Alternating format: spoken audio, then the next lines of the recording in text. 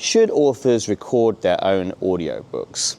Hi, Matt Townend, fantasy writer here, and I have just released my new historical comedy, Plague, Shadow of the Rat King, about the undertaker who started the Great Plague of London to save his dying business. Why else? So I often hear, people say maybe as an author you shouldn't record your own audiobook. I think this depends a lot on the author. I'm in a particular position because I do have theatre training. I was a member of the National Youth Theatre before. I've never been a professional actor, but I'm an English and literature teacher and a drama teacher, so I've also directed a lot of plays as well. I directed the original Plague the musical on which the novel is based. And yeah, I've myself acted in, I don't even know how many productions I've acted in my life. It's a lot, both as a student and then later as an adult as well. So I'm not saying I'm an expert in any way, shape or form, but I do have some voice training.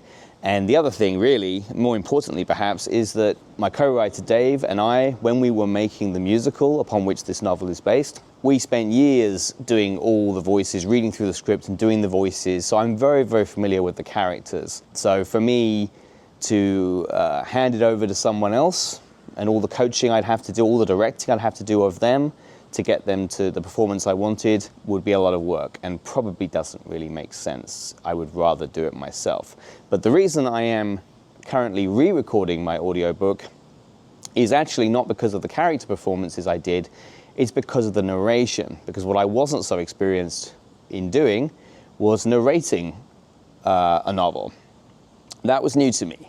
And I found that I was doing an over-serious kind of RP voice, which wasn't really suitable for a comedy the first time I recorded it. And once I'd recorded the whole book, about 200 hours of work, I listened to it again and thought, this is a comedy. You need to be a bit more fun and fluid, and you need to have more fun with it.